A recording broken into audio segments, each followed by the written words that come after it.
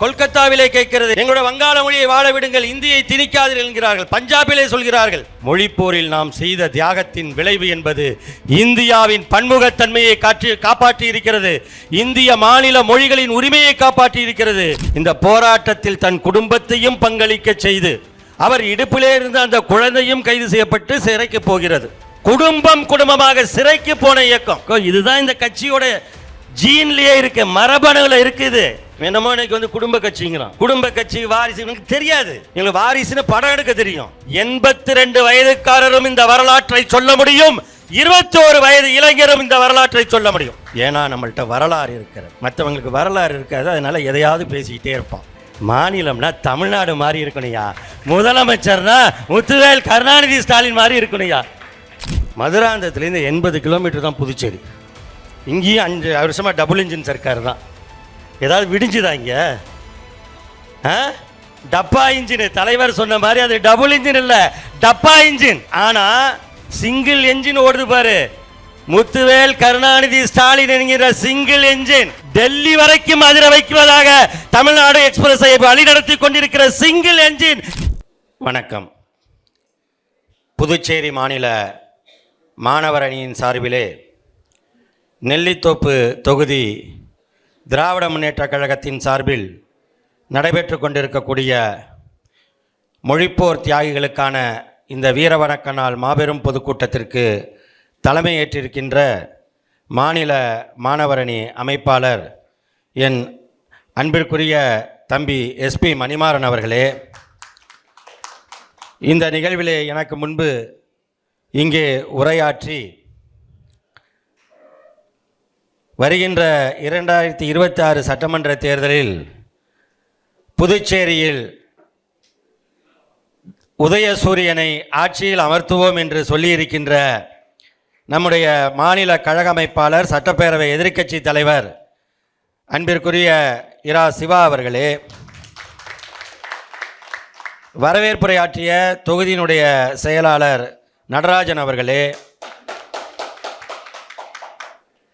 எப்போதும் மக்கள் மனதில் சட்டமன்ற உறுப்பினராக இருக்கக்கூடிய கார்த்திகேயன் அவர்களே, எனக்கு முன்பு உரையாற்றி இருக்கிற கர்நாடக மாநில கழக பொறுப்புக்குழு உறுப்பினர், எங்களையெல்லாம் விட மிகவும் இளமையாக இருக்கக்கூடிய போர்முரசு கதிரவன் அவர்களே, மாநில கழகத்தினுடைய அவைத் தலைவர் முன்னாள் அமைச்சர் அன்பிற்குரிய எஸ்பி சிவகுமார் அவர்களே, இங்கே மிக சிறப்பான உணர்ச்சிமிக்க உரையாற்றிய இளம் பேச்சாளர்கள் அன்பு தம்பிகள் வெற்றி செல்வன் அவர்களே, கருணாநிதி அவர்களே, மாநில துணை அமைப்பாளர் சட்டமன்ற உறுப்பினர் அனிபால் கென்னடி அவர்களே, சட்டமன்ற உறுப்பினர் மாநில பொருளாளர் அன்பிற்குரிய செந்தில்குமார் அவர்களே, மாநில இளைஞரணி அமைப்பாளர் சட்டமன்ற உறுப்பினர் சம்பத் அவர்களே, மாநில துணை அமைப்பாளர் ஏ.கே. குமார் அவர்களே, மாநில துணை அமைப்பாளர் தைரியநாதன் அவர்களே, முன்னாள் சட்டமன்ற உறுப்பினர் பு. மூர்த்தி அவர்களே, முன்னாள் சட்டமன்ற உறுப்பினர் நந்தா டி. சரவணன் அவர்களே, நன்றியுரையாற்ற இருக்கின்ற மாணவர் அணி துணை அமைப்பாளர் கண்ணன் அவர்களே, மற்றும் இங்கே திரளாக கூடியிருக்கக்கூடிய புதுச்சேரியில் கழகத்தின் ஆட்சியை அமைக்க பாடுபட்டு கொண்டிருக்கின்ற கழகத்தின் புதுச்சேரி உடன்பிறப்புகளே, உங்கள் அனைவருக்கும் என்னுடைய முதற்கண் வணக்கத்தை தெரிவித்துக் கொள்கிறேன். திமுகவை எந்த கொம்பனாலும் தொட்டு கூட பார்க்க முடியாது என்று முத்தமிழறிஞர் கலைஞர் சொன்னார். உண்மைதான். அது இயற்கை என்கின்ற கொம்பனாலும் தொட்டு பார்க்க முடியாது. என்னதான் மழை பெய்தாலும் வீர வணக்க நாள் கூட்டத்தை நடத்தியே தீருவோம் என்று ஒரு பொதுக்கூட்டம் எந்த அளவிற்கு எழுச்சியாக இருக்குமோ அதற்கு இணையான எழுச்சியுடன் ஒரு அரங்கத்திலே கூட்டத்தை கூட்டி மிக சிறப்பான ஒரு நிகழ்வை நடத்தி கொண்டிருக்கின்ற உங்கள் அனைவருக்கும், குறிப்பாக மாணவர் அணிக்கு என்னுடைய மனமார்ந்த நன்றியினை தெரிவித்துக் கொள்கிறேன். இந்த நிகழ்விலே பார்த்தீங்கன்னா திமுகங்கிறது வரலாறை பேசக்கூடிய இயக்கம். இன்னைக்கு பேசுனதெல்லாம் ஒரு 60 ஆண்டு காலத்திற்கு முன்பு நடைபெற்ற ஒரு போராட்டத்தின் விளைவாக கீழப்பழுவூர் சின்னசாமி என்கின்ற அந்த இளைஞர் அன்றைக்கு 60 ஆண்டுகளுக்கு முன்பு தன் உடலிலே பெட்ரோலை ஊற்றிக்கொண்டு பெட்ரோலை ஊற்றிக்கொண்டு அதற்கு மீது தீயை வைத்துக்கொண்டு தமிழ் வாழ்க இந்தி ஒழிக என்று தன் உடலை இந்த மொழிக்காக கொடுத்து மொத்தமாக இந்த இனத்தை காப்பாற்றிய ஒருவனுடைய நாள் தான் இந்த ஜனவரி 25. 1964ஆம் ஆண்டு ஜனவரி 25ஆம் நாள் திருச்சியிலே அந்த ரயில்வே சந்திப்புக்கு பக்கத்திலே கீழப்பழுவூர் சின்னசாமி தன் உயிரை கொடுத்தார். அந்த வரலாற்றை 60 ஆண்டுகள் கழித்து சொல்வதற்கும் ஒரு இயக்கம் இந்த மண்ணிலே இருக்கிறது என்றால் அது திராவிட முன்னேற்ற கழகம் என்கின்ற இயக்கம்தான். நம்முடைய போர் முரசு கதிரவன் ஐயா அவர்களுக்கு வயசு 82. இங்கே பேசிய அன்பு தம்பிகளுக்கு அவர் ஒருத்தர் சொன்னார், நான் எனக்கு 21 வயசுன்னு. அடுத்தவருக்கும் ஒன்றும் அதிகமாக இருக்காது, அதே வயசு தான். எனவே 82 வயதுக்காரரும் இந்த வரலாற்றை சொல்ல முடியும், 21 வயது இளைஞரும் இந்த வரலாற்றை சொல்ல முடியும். ஏன்னா நம்மள்கிட்ட வரலாறு இருக்கிறது, மற்றவங்களுக்கு வரலாறு இருக்காது. அதனால எதையாவது பேசிக்கிட்டே இருப்பான். நம்மளை திட்டுறதே அவங்களுக்கு வரலாறாக இருக்கிறது. வேற ஒன்றும் கிடையாது. இங்கே கொஞ்சம் இருந்தால் தான் இங்கேருந்து வரும். இங்கே இல்லாதப்ப காலியாக இருந்துச்சுன்னா இங்கே திட்ட தான் வரும். தீய சக்திம்பா. ஆமாம், புதுசு ஒவ்வொருத்தங்களா. ஏற்கனவே ஒரு அம்மா வந்து சொல்லிட்டு போணுச்சு, இப்போ ஒருத்தர் வந்து சொல்கிறாரு, சொன்னவர்கள் என்னானார்கள் என்பதையும் திராவிட முன்னேற்ற கழகம் என்றும் அழிக்க முடியாத பராசக்தியாக விளங்குகிறது என்பதையும் நீங்கள் புரிஞ்சுக்கணும். இதுதான் இந்த இயக்கம். ஒரு வரலாற்றை, அதனுடைய தியாகத்தை தலைமுறை தலைமுறையாக சொல்லிக் கொண்டிருக்கிறோம். கீழப்பழுவூர் சின்னசாமிக்கு முன்பு 1938 நடைபெற்ற அந்த இந்திய ஆதிக்க எதிர்ப்பு போராட்டத்திலே 1939 ஜனவரி 15ஆம் நாள் சிறை கொடுமைக்கு ஆளாகி, இங்கே தம்பி சொன்னது போல மன்னிப்பு கடிதம் எழுதி கொடுப்பதற்கு நாங்கள் சாவர்கர் பரம்பரை அல்ல, தந்தை பெரியாரின் வழிவந்தவர்கள், எங்கள் உயிர் போனாலும் இது மொழிக்காக போகட்டும், மன்னிப்பு கேட்க மாட்டோம் என்று சொன்ன அந்த நடராஜன் அவர் காலத்தில் தொடங்கி அதன் பிறகு 1964-65 கீழப்பழுவூர் சின்னசாமியில் தொடங்கி வரிசையாக கோடம்பாக்கம் சிவலிங்கம், விருகம்பாக்கம் அரங்கநாதன், கீரனூர் முத்து, ஐயம்பாளையம் வீரப்பன், சத்தியமங்கலம் முத்து, விராலிமலை சண்முகம், பீளமேடு தண்டபாணி, சிவகங்கை ராஜேந்திரன், அதன் பிறகு மாயவரம் சாரங்கபாணி என்று எண்ணற்றவர்களுடைய அந்த படங்கள் இங்கே இருக்கிறதே. அத்தனை பேரும் இந்த மொழிக்காக தன் உயிரை கொடுத்த திராவிட இயக்கத்தின் தூண்கள். இந்த தியாகத்தின் விளைவு என்ன? இதை நினைச்சு பார்க்கறதுக்கு தான் இந்த கூட்டம். அவருடைய தியாகம் இன்றைக்கு நமக்கு பலன் தந்திருக்கிறதா? அந்த தியாகத்தின் விளைவாக நமக்கு என்ன கிடைத்திருக்கிறது என்று கேட்டால், தமிழை காப்பாற்றி இருக்கிறோம் என்பது மட்டுமல்ல, இந்தியாவில் தமிழை போல் ஒவ்வொரு மாநிலத்திலும் பேசப்படுகின்ற மொழிகளையும் காப்பாற்றி இருக்கிறார்கள் இந்த உயிரை கொடுத்த இந்த திராவிட இயக்கத்தின் தீபங்கள். இன்றைய நிலை அதுதான். அதுவும் நன்றாக யோசித்து பாருங்கள். இங்கே சொன்னார், ஜம்மு காஷ்மீருடைய முன்னாள் முதலமைச்சராக இருந்த மெஹபூபா முஃப்தி அவர்களிடம் அவர் தன்னுடைய காஷ்மீரி மொழியிலே செய்தியாளர்களை சந்தித்த பொழுது உருதிலே பேசுங்கள் என்று சொன்ன அந்த நிலையிலே, என்னுடைய தாய்மொழியில் தான் நான் பேசுகிறேன், என்னுடைய தாய்மொழியில் பேசுவதற்கு எனக்கு உரிமை இருக்கிறது. உங்களால் தமிழ்நாட்டின் முதலமைச்சராக இருக்கிற மு.க. ஸ்டாலினிடம் போய் அவர் தாய்மொழியை தாண்டி வேறு மொழியில் என்று பேசுங்கள் என்று சொல்லக்கூடிய தைரியம் உங்களுக்கு இருக்கிறதா என்று அவர் கேட்டார் என்றால், தமிழ்நாட்டில் நம்முடைய திராவிட முன்னேற்ற கழகத்தினர் மொழிக்காக செய்த தியாகங்களின் விளைவு ஜம்மு காஷ்மீரில் எதிரொலிக்கிறது. அதுதான் இந்த தியாகத்தின் விளைவு. இது இந்த மொழியை காக்கின்றோம், இனத்தை காக்கிறோம் என்ற நம்முடைய அந்த தொடர்ச்சியான போராட்டம். நம்முடைய மகளிர் அணியைச் சேர்ந்த அன்பு சகோதரி காயத்ரி அவர்கள் பேசும்பொழுது சொன்னார், அந்த போராட்டத்தை முன்னெடுத்ததிலே பெண்களின் பங்கு எவ்வளவு இருக்கிறது என்று சொன்னார். 73 பெண்கள் சிறை சென்றதை சொன்னார். 1938ஆம் ஆண்டு தந்தை பெரியார் அவர்கள் தலைமையிலே நடைபெற்ற அந்த இந்திய எதிர்ப்பு போராட்டமாக இருந்தாலும் சரி, 1965 நடந்த மொழி போராட்டமாக இருந்தாலும் சரி, அந்த போராட்டத்திலே பெண்களுடைய பங்கு முக்கியமானது. அதுவும் குறிப்பாக 1938 73 பெண்கள் சிறைக்கு செல்கிறார்கள், கை குழந்தைகளுடன் செல்கிறார்கள். ஒருவர் தான் இன்றைக்கு நம்முடைய திராவிட முன்னேற்ற கழகத்தின் மாநிலங்களவை உறுப்பினராக இருக்கக்கூடிய டாக்டர் கனிமொழி சோமு அவர்களுடைய அப்பா. ஆமாம், NVN சோமு கை குழந்தையா 6 மாத குழந்தையா ஜெயிலுக்குள்ளே போகிற. ஏன்? அவங்க அம்மா புவனேஸ்வரி அவங்கள கைது பண்ணிடுச்சு போலீஸு. அவங்கள ஏன் கைது பண்ணிச்சு?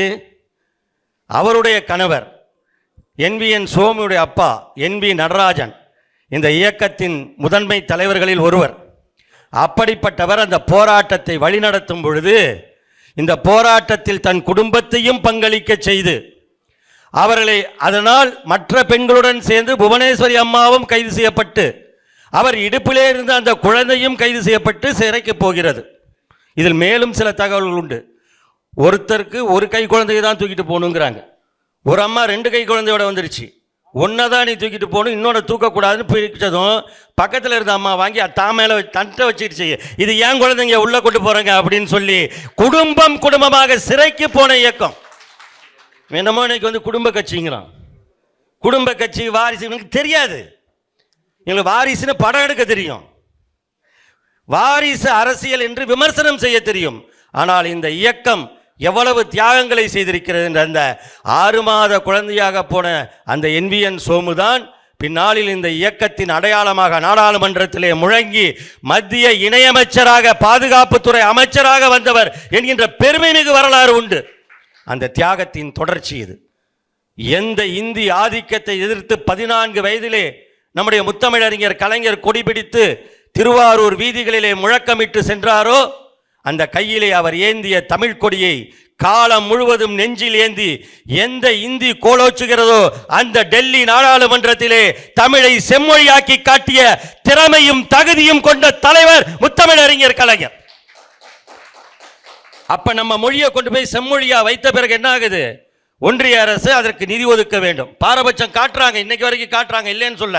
ஆனால் தவிர்க்க முடியாது. உங்களால் ஒரு மொழியை நீங்கள் அழிக்க வேண்டும் என்று நினைக்கும் பொழுது நாங்கள் திமிரி எழுவோம் என்று சொல்லி ஆதிக்கத்தை எதிர்ப்போம் என்று தமிழை அங்கே கொண்டு போய் நிறுத்துறோம். எங்க? டெல்லியில நிறுத்துறோம்.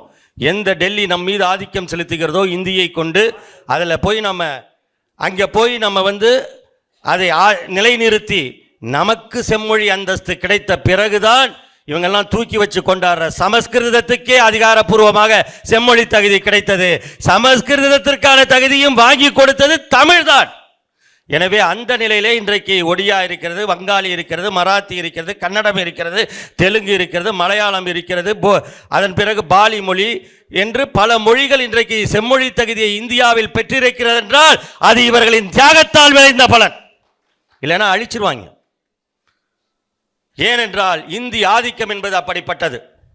இந்தி என்பது குட்டி, சமஸ்கிருதம் என்பது தாய். இந்த குட்டியை விட்டு என்ன பண்ணுவாங்கன்னா ஒவ்வொரு மொழியையும் ஆதிக்கம் செலுத்துவதுதான் அவர்களுடைய வேலை. 60 ஆண்டுகளுக்கு முன்பு, இன்னும் சொல்ல போனால் ஏறத்தாழ 90 ஆண்டுகளுக்கு முன்பே இதை உணர்ந்த ஒரே மாநிலம் தமிழ்நாடு. அதற்கு காரணம் இங்கே திராவிட இயக்கம் இருந்தது. தமிழ்நாடு நான் சொன்னா புதுச்சேரி சேர்த்து தான் சொல்றேன், பிரிச்சுட்டு சொல்றேன்னு சொல்லாதீங்க. ஏன்னா வரப்போற 2026 தமிழ்நாட்டிலும் புதுச்சேரியிலும் ஒரே தேர்தல் முடிவு தான் வரப்போகிறது. அது வெற்றி முடிவாகத்தான் வரப்போகிறது. அதனால இனிமேல் நான் தமிழ்நாடு சொன்னா புதுச்சேரியை சேர்த்துட்டு சொல்றேன்னு நீங்கள் அதை கருதி வேண்டும் என்று உங்களிடம் கேட்டுக்கொள்கிறேன். உண்மையாகவே இந்த போராட்டத்தில், அதுவும் 1965ஆம் ஆண்டு நடைபெற்ற இந்த மொழிப்போரிலே இங்கே இந்த புதுச்சேரியினுடைய பங்கு மிக முக்கியமானது. தமிழ்நாட்டில் நான் சொன்னேன், இத்தனை பேரை சொன்னேன், இவங்கெல்லாம் வந்து ஊர் பெயருடன் சொன்னேன், எந்தெந்த ஊருக்காரங்க அவங்க உயிர் தியாகம் செய்ததை சொன்னேன். முத்தமிழறிஞர் கலைஞர் தனிமை சிறையிலே பாளையங்கோட்டையிலே அடைக்கப்பட்டார். அன்றைக்கு இருந்த சட்டத்தின்படி, பாதுகாப்பு தடை சட்டத்தின்படி முத்தமிழறிஞர் கலைஞரை அவர்தான் இந்த போராட்டத்தை தூண்டி விடுகிறார் என்று சொல்லி முரசொலியிலே எழுதி அவர் இதை தூண்டி விடுகிறார் என்று 1964-65 அவரை பாளையங்கோட்டை தனிமை சிறையிலே அடைக்கிறார்கள். முரசொலி மாறனை அடைக்கிறார்கள். பேரறிஞர் அண்ணா தொடங்கி கழகத்தினர் பலரும் ஜனவரி 26 அன்று கருப்பு கொடி ஏற்றியும் அரசியல் சட்ட நகலை எரித்தும் கைதாகி சிறை செல்கிறார்கள். அப்படிப்பட்ட போராட்டம் நடைபெற்றுக் கொண்டிருந்த நேரத்திலே இந்த புதுச்சேரியிலே, இந்த புதுச்சேரி எப்பொழுதுமே தமிழ் மணக்கின்ற மண் என்றால் அது புதுச்சேரி. காரணம், புரட்சி கவிஞனை தந்த மண் இது.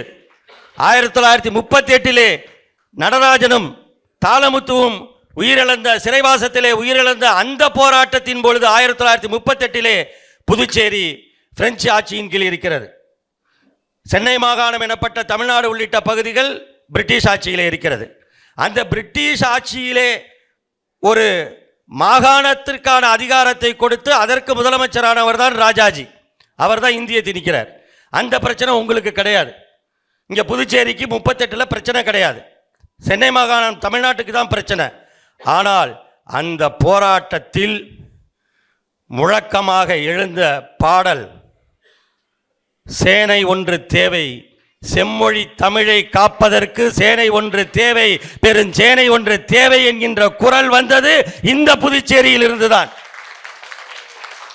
1938-39 எழுதப்பட்ட அந்த பாடல் தான் 1942, 1948, 1952, 1964, 1965 வரை அந்த பாடல் தான் இந்திய ஆதிக்கத்தை எதிர்க்கக்கூடிய அந்த முழக்கமாக இருந்தது.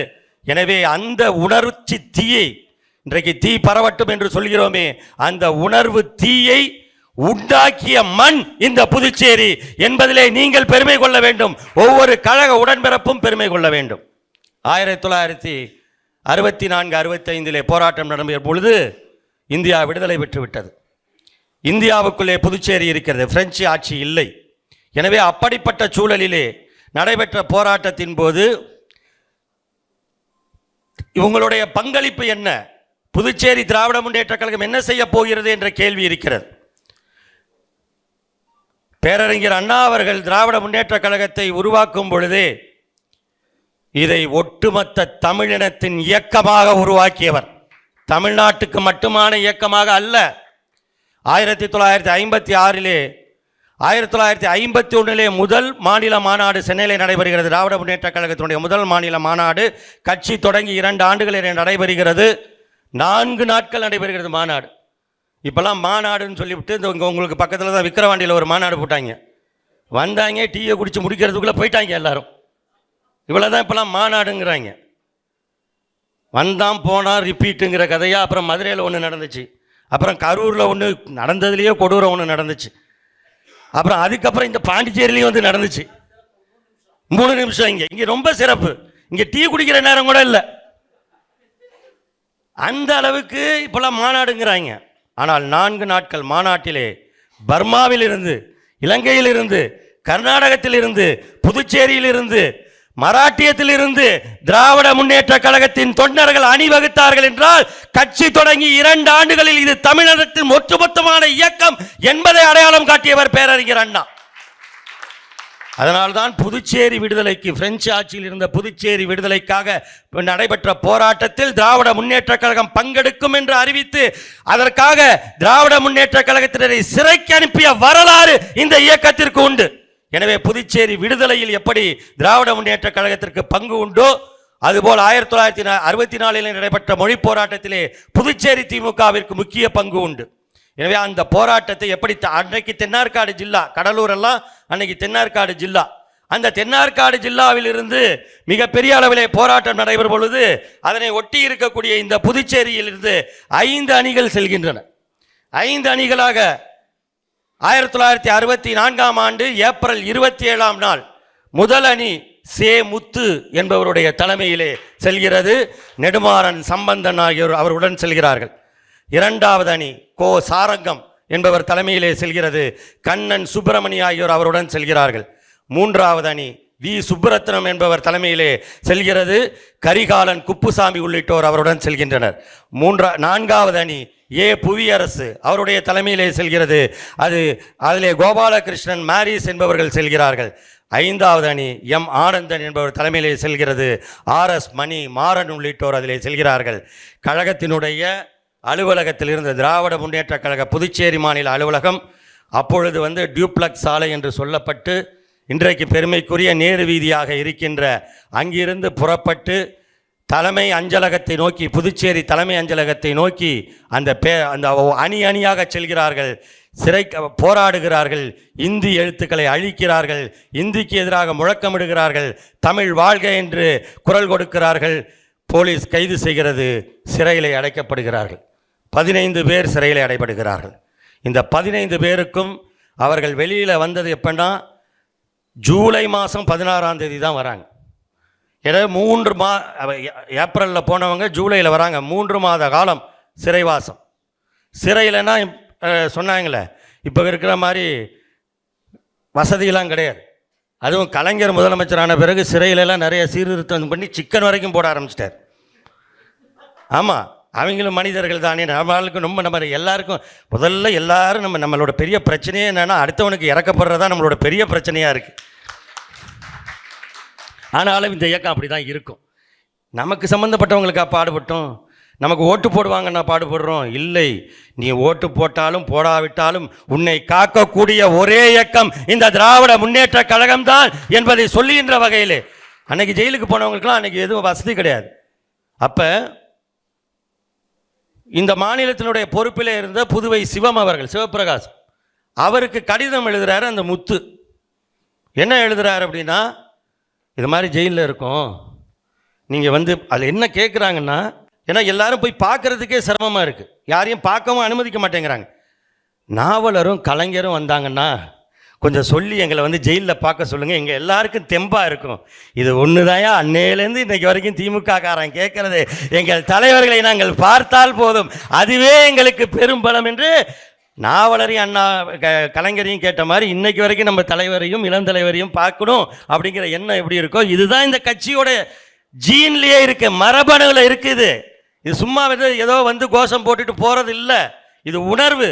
அப்போ சொல்கிறாரு பார்க்க சொல்லுங்க. அது மாதிரி நீங்கள் அண்ணாவை பார்த்தீங்கனாலும் சொல்லுங்கள், நாங்களாம் இது மாதிரி சிறைப்பட்டிருக்கோங்கிறத சொல்லுங்கள். அப்புறம் நீங்கள் ஒரு 10 ரூபா அனுப்பியிருந்தீங்க. எவ்வளோ? 10 ரூபா. எங்களுக்கு இந்த செலவு ஜெயிலில் ரொம்ப கெடுபடியாக இருக்குது, இந்த சோப்பு வாங்குறது இதெல்லாம் வாங்குறதுக்கு. இந்த 10 ரூபா 10ல் இன்னொரு 5 ரூபா எப்படியாவது கொடுத்தீங்கன்னா போதும், வேறு எதுவும் கேட்கல, ஒரு 5 ரூபா கொடு. இதுதான் இந்த இயக்கத்தின் தொண்டன். புதுச்சேரியில் நடந்தது. இந்த மொழிக்காக நாங்கள் சிறைப்பட தயார், நாங்கள் அதற்கான துன்பங்களை தாங்க தயார், எத்தனை காலமானாலும் இருக்க தயார். எங்களுடைய அடிப்படை தேவை நிறைவேறினால் போதும், அது கூட முடியாவிட்டாலும் பரவாயில்லை, நாங்கள் சிறைப்பட்டு இருக்கிறோம் என்பது இந்த இயக்கத்தின் தலைமைக்கு தெரிந்தால் அதைவிட பெருமை எங்களுக்கு வேறு எதுவும் கிடையாது என்று நின்றவர்கள் இந்த புதுச்சேரி மண்ணிலே உள்ளவர். இதுதான் இந்த புதுச்சேரி மொழி போராட்டத்தில் அளித்திருக்க மகத்தான பங்களிப்பு. எனவே அப்படிப்பட்ட புதுச்சேரி இன்றைக்கு எந்த நிலையில் இருக்கிறது சொன்னாங்களே, புதுச்சேரியோட நிலைமை எப்படி இருக்குன்னு முன்னாடி பேசினவங்க எல்லாம் சொன்னாங்க. தமிழ்நாடு எப்படி இருக்குது, புதுச்சேரி எப்படி இருக்குது. என்னுடைய சொந்த ஊர் கலைஞரின் திருவாரூர், எனக்கு பக்கத்தில் தான் 30 கிலோமீட்டர் தான் காரைக்கால், அங்கேருந்து 30 கிலோமீட்டர். இங்கேருந்து நான் சென்னையில் தான் இருக்கேன். திருவாரூர்லேருந்து சென்னை போகணும்னா உங்கள் புதுச்சேரி வழியாக தான் ஒவ்வொரு முறையும் போகிறோம், ஒவ்வொரு முறையும் வரேன். அப்பப்போ போகும்பொழுது மணிமாறனுக்கு மட்டும் ஒரு மெசேஜ் கொடுத்துருவேன். நான் போகிறது நள்ளிரவு நேரமாக இருக்கும், அதனால் யாரையும் தொந்தரவு பண்ணாமல் போயிடுவேன். ஏதாவது ரொம்ப முக்கியமாக இருந்தால் மட்டும் சொல்லுவேன். நான் சிறு வயதில் இருக்கும் பொழுது எங்களுக்கெல்லாம் சொல்கிறது எப்படின்னா, ரோடுனா பாண்டிச்சேரி மாதிரி இருக்கணும், காரைக்கால் மாதிரி இருக்கணும், ஊருனா பாண்டிச்சேரி மாதிரி இருக்கணும், காரைக்கால் மாதிரி இருக்கணும், ஹாஸ்பிட்டல்னா ஜிப்மர் மாதிரி இருக்கணும் அப்படின்னு சொல்லப்பட்ட காலம் போய் இப்போ நீங்கள் என்ன சொல்கிறீங்கன்னா, மாநிலம்னா தமிழ்நாடு மாதிரி இருக்கணும்யா, முதலமைச்சர்னா முத்துவேல் கருணாநிதி ஸ்டாலின் மாதிரி இருக்கணும்யா அப்படின்னு சொல்லக்கூடிய கட்டத்துக்கு நீங்கள் வந்திருக்கீங்க. ஏன்? இங்கு அப்படிப்பட்ட ஒரு மோசமான ஆட்சி நடைபெற்று கொண்டிருக்கிறது. மக்களை பற்றி சிந்திக்காத, மக்களின் உரிமைகளை தராத, மக்களுக்கு தேவையானதை அல்லது இதனுடைய சொன்னாங்க. நம்முடைய மாநில அமைப்பாளர் சொன்னார், மாநில அந்தஸ்து புதுச்சேரிக்கு மாநில அந்தஸ்துங்கிறது நீண்ட கால கோரிக்கை. அது திராவிட முன்னேற்ற கழகம் தொடர்ந்து வழங்கி வருகின்ற கோரிக்கை. எனக்கு தெரிஞ்சு ஒரே ஒரு ஆள் தான் அவர் தமிழ்நாட்டின் முதலமைச்சராக இருந்த எம்ஜிஆர் அவர்கள் தான் மாநில அந்தஸ்தை தாண்டி புதுச்சேரியை கொண்டு தமிழ்நாட்டில் சேர்க்கிறேன்னு சொன்ன ஒரே அறிவு அவர் தான். ஆமாம், எம்ஜிஆர் தான். மற்றபடி எல்லாருமே வந்து புதுச்சேரிக்கு மாநில அந்தஸ்தை பற்றி பேசிகிட்டு இருக்கோம். ஆனால் கிடைச்சிருமா? நாம் ஆட்சிக்கு வந்தாலும் அதை முன்னெடுப்போம் என்பதில் எனக்கு மாற்று கருத்து இல்லை. ஏனென்றால் திராவிட முன்னேற்ற கழகத்தால் மட்டும்தான் அதை முன்னெடுக்க முடியும். ஆனால் நிறைவேற்றுவது எப்படி? நிறைவேற்றுவது எப்படி? நீங்கள் நன்றாக யோசித்து பாருங்கள். இந்தியா விடுதலை அடைவதற்கு முன்பு பிரிட்டிஷார் ஆட்சியிலே சென்னை மாகாணம், ஐயா வந்திருக்காங்களே நம்முடைய போர் முரசு அவர்கள், கதிரவன் அவர்கள், அவர் வந்து கர்நாடகாலேருந்து வந்திருக்கார். அன்றைக்கு அவர் இருந்த இடமும் தமிழ்நாட்டுடன் தான் இருந்துச்சு. கேரளாவின் பல பகுதிகள் நம்மளோட இருந்துச்சு. ஆந்திராவின் பெரும்பகுதிகள், இன்றைக்கி தெலுங்கானான்னு சொல்கிற போக மிச்சம் இருக்கிற ஆந்திரா, இன்றைக்கி தனியாக இருக்கிற ஆந்திராவே இங்கே தான் இருந்துச்சு. ஆமாம், மதராஸ் மாகாணம், சென்னை மாகாணம், ஒடிசான்னு சொல்கிறோம்ல, அந்த மாநிலத்தோட கஞ்சம் மாவட்டம் வரைக்கும் நம்மளோட இருந்த காலம் அது. அது மாதிரி மத்திய மாகாணம், பம்பாய் மாகாணம், கொல்கத்தா மாகாணம், ஐக்கிய மாகாணம், இதுதான் இன்றைக்கி இருந்த மொத்தமாக ஸ்டேட். சுதந்திரம் அடைந்த பிறகு நேரு அவர்கள் காலத்திலே 1956ஆம் ஆண்டிலே மொழிவாரி மாகாணங்கள் உருவாக்கப்பட்டன. அதில் தான் தமிழ்நாடு, கேரளா, ஆந்திரா, அதுக்கப்புறம் வந்து பம்பாய், குஜராத், மகாராஷ்டிரா, குஜராத்னு அந்தந்த மொழிகளின் அடிப்படையில் உருவானிச்சு மாநிலங்கள், பஞ்சாப் என்றெல்லாம் உருவானிச்சு. இது நேரு காலத்தில். நேரு காலத்திற்கு பிறகு மாநிலங்கள் உருவாகி இருக்கின்றன. என்ன மாதிரி மாநிலங்கள்? சில யூனியன் பிரதேசங்களாக இருந்த கோவா போன்ற பகுதிகள், அதே போல் வடகிழக்கு பகுதியில் இருந்த சில யூனியன் பிரதேசங்கள் மாநிலங்களாக அந்தஸ்துகள் பெற்றன. வாஜ்பாய் காலத்திலே சத்தீஸ்கர், உத்தரகண்ட், ஜார்க்கண்ட் 3 மாநிலங்கள், மத்திய பிரதேசத்திலிருந்தும் பீகாரிலிருந்தும் உத்தரப்பிரதேசத்தும் பிரிக்கப்பட்டு 3 மாநிலங்கள் உருவாயின. பிறகு மன்மோகன் சிங் வந்தார். அவருடைய ஆட்சி காலத்திலும் ஆந்திரா பிரிக்கப்பட்டு தெலுங்கானா என்கின்ற மாநிலம் உருவானது. இப்படி மாநிலங்களாக அது வரும்பொழுது அதனுடைய, ஏன் நம்ம மாநில அந்தஸ்துன்னு சொல்கிறோம், அப்படி வந்தால் அதனுடைய தகுதி உயரும், அதற்கான நிதி வசதிகள், ஆதாரங்கள், அதனுடைய அதிகாரம் என்பது உயரும் என்பதற்காக கேட்குறோம். நான் சொன்னேனே, நேருவிலிருந்து மன்மோகன் சிங் வரை, வாஜ்பாய் உட்பட மாநிலங்களை உருவாக்கிய பிரதமர்கள் இருந்தார்கள். அதுக்கப்புறம் ஒரு பிரதமர் வந்தார். அவர் வந்த பிறகு முதன்முறையாக இந்தியாவில் ஒரு மாநிலமாக இருந்த ஜம்மு காஷ்மீர் என்பது பிளக்கப்பட்டு ஜம்மு காஷ்மீர் ஒரு யூனியன் பிரதேசமாகவும் லடாக் தனி யூனியன் பிரதேசமாகவும் இந்தியாவின் தலைப்பகுதியிலே ஒரே போடு போட்டு 2ஆக பொளந்த, 2ஐயும் மாநில அந்தஸ்தை பறித்த ஒரு பிரதமர் இருக்கிறார் என்றால் அது மோடி. அவ்வளோ பெரிய ஜம்மு காஷ்மீருக்கு மாநில அந்தஸ்து இல்லாமல் யூனியன் பிரதேசம் ஆக்கிட்டவர். புதுச்சேரியை யூனியன் பிரதேசம்னு யூனியன் பிரதேசமாக இருக்க புதுச்சேரியை மாநில அந்தஸ்துன்னு கேட்டோம்னா கொடுத்துருவாரா? அதான் சொல்கிறேன், இங்கே இருக்கக்கூடிய ஆட்சி என்பது புதுச்சேரிக்கு மட்டும் ஆபத்தான ஆட்சி அல்ல, இந்திய ஜனநாயகத்திற்கே ஆபத்தான ஒரு சக்தி இங்கே இருக்கிறது. அகற்றியாக வேண்டிய கட்டாயம் நமக்கு இருக்கிறது. அதனால தான் சொல்கிறேன். வந்தார், மதுராந்தகத்துக்கு வந்ததை பற்றி கூட தம்பிகள் இங்கே சொன்னாங்க, தமிழ் பற்றி பேசினார். அதை விடுங்க, அவர் திருக்குறள் சொல்லுவார். சரி, நம்ம ஊருக்கு வந்தால் சொல்கிறது தான், எல்லாரும் சொல்கிறதான் வணக்கம்னு ஆரம்பித்து நன்றின்னு முடிச்சுக்கிட்டு இருந்தாங்க. இப்போ அதுக்கு அடுத்த கட்டத்தில் திருக்குறள், ஔவையார், கம்பர் எல்லாத்தையும் சொல்லிக்கிட்டு இருக்காங்க. சொல்லட்டும், அதனால் ஒன்றும் இல்லை. ஆனால் என்ன ஒன்று, வள்ளுவர் 1330 குறள் தான் எழுதினார். 1331வது 1332வது எல்லாம் இவங்க கிட்ட தான் நம்ம கேட்குறோம். அதுவும் தேர்தல் வந்தால் இன்னும் அதிகமாக இருக்கும். வெள்ளச்சாமியை கையிலேயே பிடிக்க முடியாதியா அப்படிங்கிற மாதிரி இவங்க தேர்தல் வந்தால் படுத்துகிற பாடு. அதை விட்டுருங்க, அதுக்குள்ளே நான் போகலை. அது தம்பிகள் அழகாகவே சொல்லிட்டாங்க. நான் சொல்ல வந்தது, அங்கே வந்து என்ன சொன்னார், டபுள் இன்ஜின் சர்க்கார். எங்கள் மதுராந்தகத்தில் வந்து சொல்கிறார், தமிழ்நாட்டில் டபுள் இன்ஜின் சர்க்கார் வரணும். என்ன டபுள் இன்ஜின் தெரியுமா? உத்தரப்பிரதேசம் மாநிலத்திலும் பாஜக ஆட்சி, மத்தியிலும் பாஜக ஆட்சி. அதனால் டபுள் இன்ஜின், பாஜக டபுளாக இருக்காங்க. மத்திய பிரதேசம், அது மாதிரி வந்து ஹரியானா, ராஜஸ்தான், இப்படி பல மாநிலங்கள். அங்கெல்லாம் வந்து மத்தியிலும் மாநிலத்திலும், இப்போ ஒடிசாவில் இருக்காங்க. அந்த மாதிரி இருக்கிறனால அது டபுள் இன்ஜின் சர்க்காராக இருக்குது. டபுள் இன்ஜின் சர்க்காராக இருந்துச்சுன்னா அது வந்து உங்களுக்கு நல்ல வளர்ச்சியை கொடுக்கும், திட்டங்கள் கிடைக்கும், முதலீடுகள் கிடைக்கும். தமிழ்நாட்டிலையும் 2026 அது மாதிரி டபுள் இன்ஜின் சர்க்கார் ஆட்சி அமையணும்னு மோடி சொல்கிறார். அப்படின்னா என்ன? தமிழ்நாட்டில் பாஜக ஆட்சி அமையணும், மத்தியிலையும் பாஜக ஆட்சி, டபுள் இன்ஜின் போகணும்னு எங்கே சொல்கிறாரு? மதுராந்தகத்தில் சொல்கிறார். மதுராந்தகத்துலேருந்து 80 கிலோமீட்டர் தான் புதுச்சேரி. இங்கேயும் 5 வருஷமாக டபுள் இன்ஜின் சர்க்கார் தான். ஏதாவது விடிஞ்சுதா இங்கே? டப்பா இன்ஜின். தலைவர் சொன்ன மாதிரி அது டபுள் இன்ஜின் இல்லை, டப்பா இன்ஜின். ஆனால் சிங்கிள் என்ஜின் ஓடுது பாரு. முத்துவேல் கருணாநிதி ஸ்டாலின் என்கிற சிங்கிள் என்ஜின். அந்த தமிழ்நாடு எக்ஸ்பிரஸ் இருக்க, டெல்லி வரைக்கும் மதுரை வைக்குவதாக தமிழ்நாடு எக்ஸ்பிரஸை வழிநடத்தி கொண்டிருக்கிற சிங்கிள் என்ஜின் நம்முடைய கழக தலைவர் அவர்கள். அப்ப எத்தனை திட்டங்கள் கேட்குறீங்களா? இப்போ 3000 ரூபா கொடுத்தோம். எதுக்கு? பொங்கலுக்கு. தமிழ்நாட்டில் அரிசி அட்டைதாரர்களுக்கு 3000 ரூபா. உங்களுக்கு என்ன கொடுத்தாங்க? 3 கோடி தான் உங்களுக்கு. டபுள் இன்ஜின் சர்க்கார் தானே. இங்கே கொடுத்தாங்களா? எப்போ கொடுத்தாங்க? சரி, நம்ம கொடுத்ததுக்கு அப்புறம் அதை சொல்லுங்க, அதை சொல்லுங்க. பொங்கல் முடிஞ்சு பானையெல்லாம் வலித்த பிறகு, கழுவின பிறகு கொடுத்தாங்க. சரி, நல்லது. நம்ம கொடுத்த பிறகு நான் கேட்குறது இன்னொன்று சொல்கிறேன். அடுத்த விஷயத்துக்கு வந்து சரி ரைட். அது நீங்கள் தெளிவாக இருக்கீங்க. அடுத்த முறை கண்டிப்பாக இங்கே வந்து விரட்டிடுவீங்கிற நம்பிக்கை எனக்கு இருக்குது. அதேதான். மகிழ்ச்சி சொல்லிடுறேன். அப்போ நம்முடைய தமிழ்நாடு அரசுடைய திட்டங்கள், இப்போ நான் தான் சொல்கிறேனே, இவங்க வந்தால் என்ன பண்ணுவாங்கங்கிறதுக்கு டபுள் இன்ஜின் சர்க்கார் வந்ததுன்னா திட்டங்களை கொண்டு வராங்களான்னு இல்லை. எத்தனை திட்டங்கள் வந்திருக்கு? உங்கள் ஏர்போர்ட் என்னாச்சு? ஏர்போர்ட் என்னாச்சு?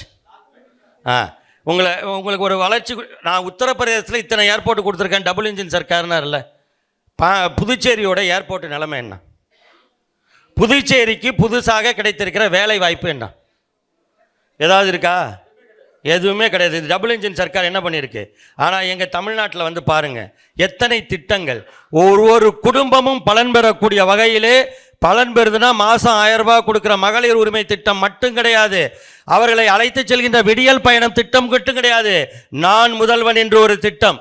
அந்த திட்டத்திலே தகுதியை வளர்த்து கொள்வதற்கு கல்லூரியில் படிக்கிறாங்க, இன்ஜினியர் படிக்கிறாங்க, அக்ரிகல்ச்சர் படிக்கிறாங்க, சட்டம் படிக்கிறாங்க, என்னென்னமோ துறைகளில் படிக்கிறாங்க, ஆர்கிடெக்ட் படிக்கிறாங்க. ஆனால் ஒரு நிறுவனத்துக்கு வேலைக்கு எடுக்கணும்னா அதுக்கான திறன் பயிற்சி தேவைங்கிறாங்க. அந்த திறன் பயிற்சி படிப்பில் இல்லை, தனியாக கொடுக்கணும். அப்போ யார் கொடுக்கிறது? நான் கொடுக்கிறேன் என்று யாரை தமிழ்நாட்டு மக்கள் முதல்வராக்கினார்களோ அந்த முதல்வர் சொல்கிறார், நான் முதல்வர் என்று. ஒவ்வொருவரும் முதல்வராகுங்கள், உங்கள் துறையிலே முதல்வராகுங்கள் என்று காட்டியவர் நம்முடைய தமிழ்நாட்டு முதல்வர். Single engine. டபுள் என்ஜின் பண்ணிச்சா? இன்னொன்று சொல்கிறேன், நீங்கள் டிவி பார்க்கும்பொழுது எங்கள் தமிழ்நாட்டு நிகழ்ச்சிகள் தான் உங்களுக்கு அதிகமாக, செய்திகள் தான் அதிகமாக வரும். கல்வி சிறந்த தமிழ்நாடுன்னு ஒரு நிகழ்ச்சி, வெல்லும் தமிழ் பெண்கள்னு ஒரு நிகழ்ச்சி, உலகம் உங்கள் கையில்னு ஒரு நிகழ்ச்சி. 3 நிகழ்ச்சியை பார்த்துருக்கீங்களா? இது வரைக்கும் எப்படி நிகழ்ச்சி இருக்கும்?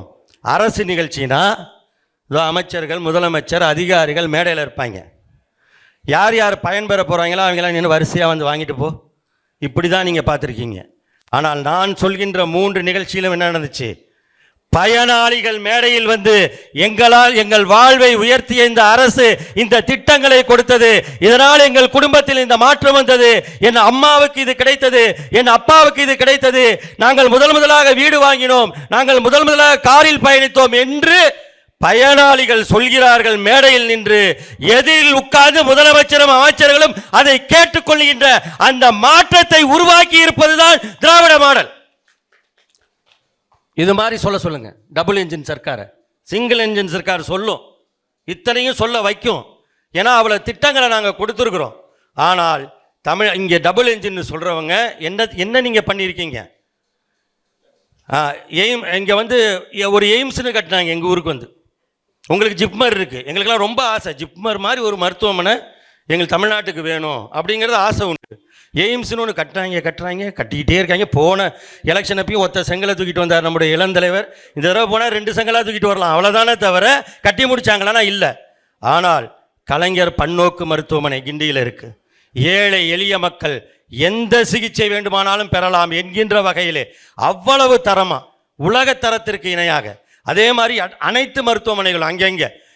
கலைஞர் நூற்றாண்டு நூலகம், பஸ் ஸ்டாண்டு கட்டியிருக்கோங்க கிளாம்பாக்கத்தில், திருச்சியில், பஞ்சப்பூரில், இன்னும் மன்னார்குடியில், எல்லா இடத்துலையும் பாருங்கள். அது பஸ் ஸ்டாண்டா அல்லது ஏர்போர்ட்டானு தெரியாத அளவுக்கு அந்த வசதிகளை உருவாக்கி கொடுக்குற வரைக்கும் சிங்கிள் என்ஜின் சர்க்கார் அவளை செஞ்சுருக்கு. ஆனால் நீங்கள் என்ன பண்ணுறீங்க? ஏன் இவர்களை ஆபத்தானவர்கள் என்று சொல்கிறேன் என்றால், இப்போ நம்ம இருக்கிறது மொழிப்போர் தியாகிகள் வீர வணக்க நாள் கூட்டத்தில் இந்தி ஆதிக்கத்தை எதிர்த்து தன் உயிரை நீத்த அந்த மொழிப்போர் தியாகிகளுக்கு செய்ய வேண்டிய கடமை என்னவென்றால் இந்தியை ஒருபோதும் அனுமதிக்க மாட்டோம் என்கின்ற உறுதியை எடுப்பதுதான். இந்தி திணிப்பை என்றும் எதிர்ப்போம் என்று நம்முடைய கலைஞர் சொன்னதுதான் நம்ம எடுத்துக்கணும். ஆனால் இங்கே என்ன பண்ணுறாங்க? ஜிப்மரில் என்ன நடந்துச்சு? போராட்டம் நடத்தினது யாரு? திமுக தான். திமுக கூட்டணி தான் போய் இந்திய ஆதிக்கத்தை எதிர்த்து எங்கே திணிக்காத அப்படின்னு போராட்டத்தை நடத்துது. அப்போ இவங்க வந்தால் டபுள் என்ஜின் சர்க்கார் நமக்கு திட்டங்களை தராது.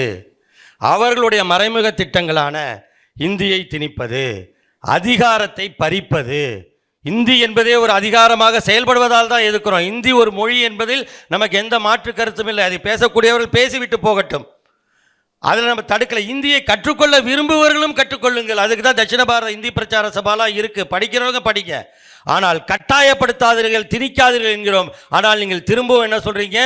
இந்தியாவின் அரசியலமைப்பு சட்டத்தின் 8வது அட்டவணையில் இன்றைய நிலையில் 22 மொழிகள் இருக்கின்றன. தமிழ் உட்பட 22 மொழிகள் இருக்கின்றன.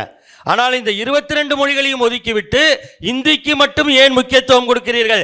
இந்தியில் தான் அரசாணை வெளியிட வேண்டும், இந்தியில் தான் நடைமுறைகள் இருக்க வேண்டும் என்று ஏன் கேட்கிறீர்கள் என்பதைத்தான் திரும்ப திரும்ப நாம கேட்கிறோம். தமிழ்நாடு 60 ஆண்டுகளுக்கு முன்பு கேட்டது. 60 ஆண்டுகளுக்கு முன்பு உயிர் தியாகம் செய்தார்கள் தமிழக இளைஞர்கள். அந்த தமிழ்நாட்டு இளைஞர்களுடைய போராட்டத்தில் புதுச்சேரியும் பங்களித்திருக்கிறது என்பதை நான் சொன்னேன். 60 ஆண்டுகளுக்கு முன்பு தமிழ்நாடும் புதுச்சேரியும் கேட்டதைத்தான் இன்றைக்கு இவருடைய கர்நாடக மாநிலத்திலே இருப்பவர்கள் கேட்கிறார்கள். மெட்ரோ ரயில் நிலையங்களிலே பெங்களூரிலே இந்தி எழுத்துக்களை எழுதி வைக்கிறார்கள். இதே தமிழ்நாட்டில் அப்படி இந்தி எழுத்துக்கள் இருந்த பொழுது ரயில் நிலையங்களிலும் அஞ்சலகங்களிலும் இருந்த இந்தி எழுத்துக்களை தார் கொண்டுதான் நாம் அழித்தோம். தார் பூசி அழித்தோம், அவ்வளவுதான், ஒரு எதிர்ப்பை காட்டுவதற்காக. ஆனால் பெங்களூரில் இருக்கிற மெட்ரோ ரயில் நிலையத்திலே இந்தி எழுத்துக்கள் இருக்கிற போர்டை அடித்து நொறுக்கிறாங்க. இந்த விழிப்புணர்வு கர்நாடகத்திலே இன்றுதான் வந்திருக்கிறது. மகாராஷ்டிரா, அதனுடைய தலைநகரம் மும்பை, முன்பு அது பம்பாய். நாம் இந்திய எதிர்ப்பு போராட்டத்தை நடத்தி கொண்டிருந்த பொழுது எல்லாரும் கேட்பாங்க, இந்தி படிக்கலன்னா எப்படி பம்பாயில் போய் எப்படி பிழைப்பேன்னு கேட்பாங்க. இந்தி படிக்காமல் தடுத்துட்டா எப்படி பம்பாயில் போய் வேலை பார்ப்பீங்க அப்படின்னு கேட்பாங்க. ஆனால் இன்றைக்கு அந்த மும்பையில் என்ன நடக்கிறது? மும்மொழி கொள்கை இங்கே வேண்டாம், இந்தியை திணிக்காதே, எங்கள் மராட்டிய மொழியை வாழவிடு என்று தமிழ்நாடு அன்றைக்கு கொடுத்த குரலை இப்பொழுதுதான் மகாராஷ்டிரா ஒலிக்கிறது. அந்த நேரத்தில் புதுச்சேரியில் கொண்டு வந்து மும்மொழி திட்டத்தை, அந்த கல்வி திட்டத்தை கொண்டு வருவதற்கு இந்த டபுள் இன்ஜின் சர்க்கார் எல்லா வேலைகளையும் பார்த்துட்டு இருக்கு. அப்ப இவருடைய நோக்கம் என்ன? கொல்கத்தாவிலே கேட்கிறது, எங்களுடைய வங்காள மொழியை காப்பாற்றுங்கள், எங்களுடைய வங்காள மொழியை வாழ விடுங்கள், இந்தியை திணிக்காதீர்கள் என்கிறார்கள். பஞ்சாபிலே சொல்கிறார்கள், மற்ற மாநிலங்களே சொல்கிறார்கள். நாமெல்லாம் இந்திக்காரர்கள் என்று சொல்லக்கூடிய உத்தரப்பிரதேசத்தில், மத்திய பிரதேசத்தில், பீகாரிலும் இருக்கக்கூடிய மக்கள் எங்களுடைய மைதிலி மொழி என்னானது, எங்களுடைய போஜ்புரி மொழி என்னானது, எங்களுடைய சொந்தாலி மொழி என்னானது, எங்களுடைய கோண்டு மொழி என்னானது என்று கேட்டு அழிந்த மொழிகளை மீட்கின்ற நிலையிலே அவர்கள் இருக்கிறார்கள். அதனால் தான் சொல்கிறேன், மொழிப்போரில் நாம் செய்த தியாகத்தின் விளைவு என்பது இந்தியாவின் பன்முகத்தன்மையை காப்பாற்றி இருக்கிறது, இந்திய மாநில மொழிகளின் உரிமையை காப்பாற்றி இருக்கிறது. அதே நேரத்தில் மத்தியிலே இருக்கக்கூடிய அந்த பாஜக அரசு, ஒன்றிய பாஜக அரசு மீண்டும் மீண்டும் இந்தியை திணிக்கிறது, இந்தியின் மேலாக சமஸ்கிருதத்தை திணிக்கிறது, அதையும் தாண்டி மாநிலங்களின் அதிகாரங்களை பறைக்கிறது. இதுதான் இந்த டபுள் இன்ஜின் சர்க்கார் என்று மோடி சொல்வதனுடைய அர்த்தம். ஆனால் சிங்கிள் என்ஜின் சர்க்காராக இருக்கிற தமிழ்நாட்டின் முதலமைச்சர் முத்துவேல் கருணாநிதி ஸ்டாலின் அவர்கள் ஒட்டுமொத்த இந்தியாவின் ஜனநாயகத்தை காக்கின்ற போராளியாக திகழ்கிறார். அவருடைய குரல் தான் இன்றைக்கு அவர் என்ன சொல்கிறாரோ அதுதான் இந்தியா கூட்டணியாக அமைந்தது. 2 முறை மெஜாரிட்டியாக நாடாளுமன்றத்தில் உட்கார்ந்திருந்த பாஜக இன்றைக்கு மைனாரிட்டி அரசாக மாறி இருக்கிறது என்றால் 2 பக்கம் 2 ஊன்றுகோல், ஒன்று தெலுங்கு தேசம், இன்னொன்று ஐக்கிய ஜனதா தளம், 2 கட்சியோட ஊன்றுகோலில் தான் இப்பொழுது மோடி ஆட்சி நடந்து கொண்டிருக்கிறது. இதற்கு காரணம் மாநில உரிமைகளை பற்றிய விழிப்புணர்வை ஏற்படுத்திய தமிழ்நாட்டுடைய முதலமைச்சர், நம்முடைய கழக தலைவர் அவர்கள். அதனால சொல்ற, திரும்பவும் இங்கே சிங்கிள் இன்ஜின் சர்க்கார் வரட்டும். புதுச்சேரியிலும் தமிழ்நாட்டை போலவே வருகிற 2026ஆம் ஆண்டு நடைபெறுகிற இன்னும் 3 மாதங்களில் நடைபெறக்கூடிய அந்த சட்டமன்ற தேர்தலில் தமிழ்நாட்டை போலவே புதுச்சேரியிலும் நாம் மகத்தான வெற்றியை பெறுவோம். தமிழ்நாட்டின் திட்டங்களைப் போல், தமிழ்நாட்டிற்கு கிடைத்த விடியலை போல் புதுச்சேரிக்கும் கிடைக்கட்டும்.